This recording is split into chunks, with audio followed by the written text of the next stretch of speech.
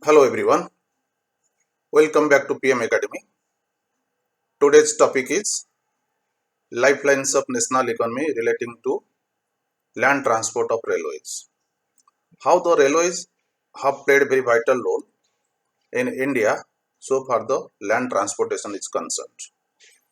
Dear students, now this the railway network, it has the principal mode of transportations for the freight and the passengers in India. And also, you will be surprised that actual over 22 million passengers travel every day by the trains, either the long distance or the suburban trains. And over 1 billion metric tons of the goods are carried out by the trains in India daily. And also, you will be surprised that, and we have around 13,169 passenger trains for the long distance as well as for the suburbans are running every day. And also India has also seen since the first railway started 1853, today we have 7,349 railway stations.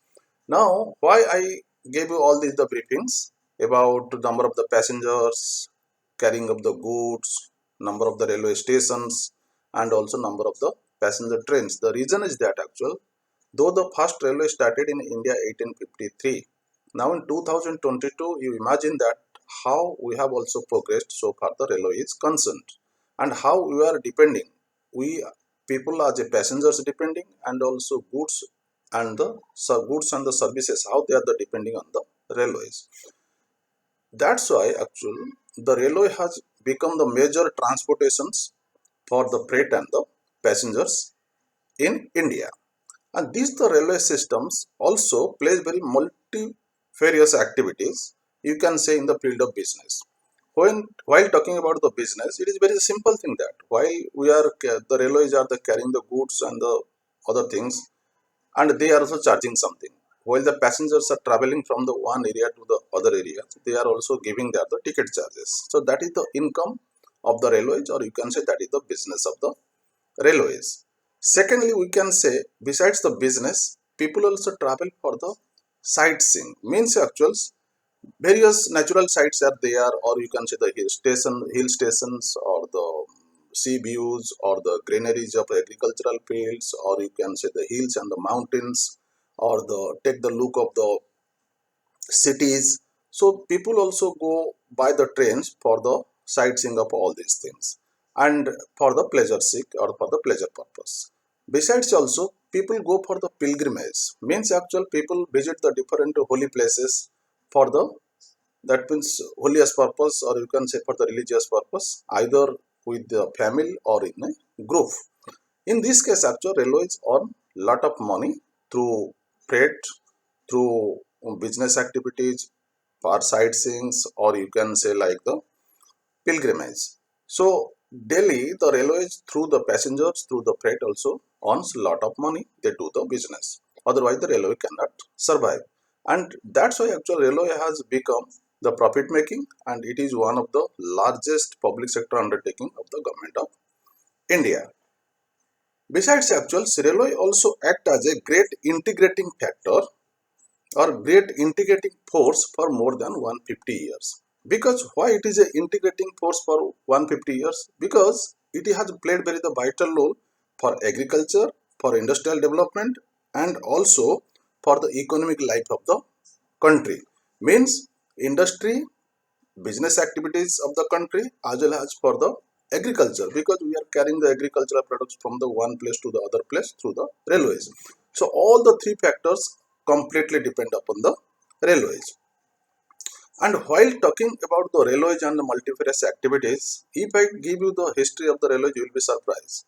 In the April 6, 1853, the first railway started from the Mumbai to Thane. That is mentioned in the CBSE-10 book. But exactly Mumbai means actual Bori Bandar, presently known as the CST.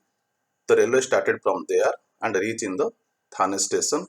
It took 57 minutes, and in your the book it is mentioned 34 kilometers, but exactly 33.9 kilometers. and this the first railway started at the 3:35 p.m. That means on the 6th April 1853, 3:35 p.m. the first railway started from the Boribandar or present Mumbai or present CST to Thane on that date on the April 6th, and it took how many minutes? 57 minutes. It covered the 33.9 kilometers. And just I discussed before that it covered the means actual over 22 million people traveling daily, as well as 1 billion metric tons goods are the carried daily, and 13,169 passenger trains for the long and suburban routes, as well as the 7,349 stations are there. Now you see from the 1853 to today how the railway has progressed and how it has also brought the prosperity to our the country. Besides actual what happens when the Atal Bihari Vajpayee was the Prime Minister of India, he created new railway zones, 5 railway zones, new zones were created, including the East Coast Railway of the Bhubaneswar, and earlier it was the 11 zones, and then when the 5 zones were added it became the 16, and very recently few years back the Konkan zone has been added, but in the book, in the CBSE book, it has been mentioned that is the 16, you read at the 16, but Konkan railway keep in that actual one of the railway zone also. But the thing is that actually why the railway zones are there, because railway network is a very biggest network or the largest network of the government of India. It is very difficult to control from the one place. Total the it has been the decentralized. So area has been identified under the different zones. So they carry the all the responsibilities in the specific areas. Otherwise, it is a very large network, very difficult to control. Means actuals you see in this the long span of the years, even one state in our country, that is the Sikkim, does not have the railway network. You will be surprised that actually even the Sikkim does not have the railway network. Besides this, and one major things I want to carry it actually, the distribution pattern of the railway network. The distribution pattern of the railway network in India, it has been highly influenced by, you can say, physiographic, economic and the administrative factors. No doubt, it is the physiographic factors, because you see due to the physiographic factors, so the northern plains of the India has highly developed due to the railways, because lands are the plain and highly populous regions, and also what happens, lot of agricultural activities or the business activities are there. That's why lot of development have taken place due to through the railways in that areas, and a lot of railway networks are also seen in that areas. But nowadays also railways also faced lots of obstacle. So for construction of the railway lines are constructed to be constructed. For example, like, because we India, we have the large rivers with the large and the wide rivers, it is very difficult to construct the bridges at all places.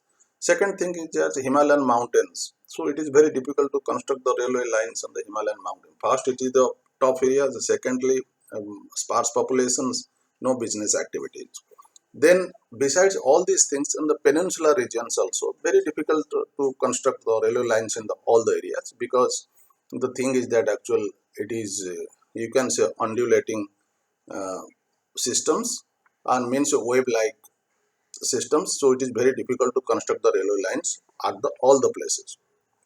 Besides actual some of the places are there very difficult to construct the railway lines, like the western desert of the Rajasthans, like the swampy parts of the Gujarat, you can say the swampy areas of the swamps of the Gujarat, and also forest areas of the Odisha, Chhattisgarh, Madhya Pradesh, Jharkhand. It is difficult to construct the railway lines at the all the places. So still then, the Sayadri region, it has got the railway network by the tunnels, or you can say by the um, plain lands, by those both the slopes. So when the two mountains are there, when the downer part, that means the lower part is there, so they try to pass through the railway lines. So Konkan railway is the best example, you can say. So Konkan railway is a marvelous design, has been done by the railway engineers, and it is a marvelous work. So due to the Konkan network actual, that area has economically become prosperous, and it has passengers as well as the goods have, due to the passengers and the goods, the railways has got the lot of benefits in that areas. So now, dear students, besides all these things, I want to tell you, railways also face lot of problems nowadays. Means actual, there is a lot of theft cases, that is a bulk theft cases, that is people are also damaging the railway properties by the agitations, by the revolt, or you can say by the protest, and also unnecessary pulling of the chains are also there. Many parts in the many while the train passing through the village areas, rural areas, people pull the trains and the get down. This uncivilized behavior practices still are there among the people. Also, many travelers you will find traveling also without the tickets till date. You will find many rural areas, particularly in the metro cities, it is less case, but in the smaller cities or in the rural areas, while the trains or the memos pass through, actual people try to travel without the tickets. They have developed a habit for the that when traveling without the tickets. Now, dear students, though the railways has brought a lot of benefits to our the society, to our the country, brought a lot of prosperity, as it is our the duty that actually to protect the railway property, to save the railway property, because it is not the railway property, it's the property of our the country.